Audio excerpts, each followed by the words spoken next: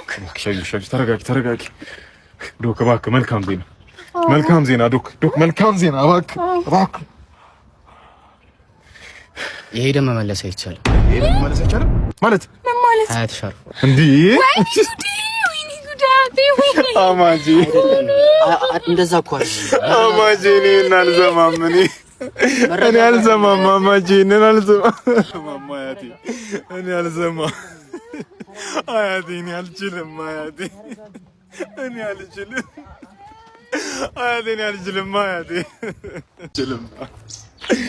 እኔ አልችልም አማጂ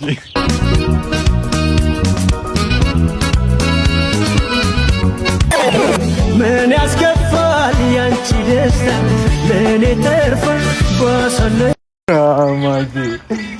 አማጂ መረጋጋት ነው ያለብሽ። ደሞ በልሽት ነው አላቃለው እናቴ በቃ እሺ ዶክ እንግዲህ ምንም የቀረ ነገር የለም አይደል? ማደር አይችልም አይደል? ሬሳው እንትን ስንት ሜትር ናቸው አባባ? ለምንድን ነው ለሬሳ ሱፋና ሰፋ ለመቀለቆፈን ነው እንጂ ለሳጥን በቃ እሺ ተነጂ በቃ አፋፍሶ መቅበር ነው በቃ እንቅበራቸው አያቴ አማቼን እንቅበራቸው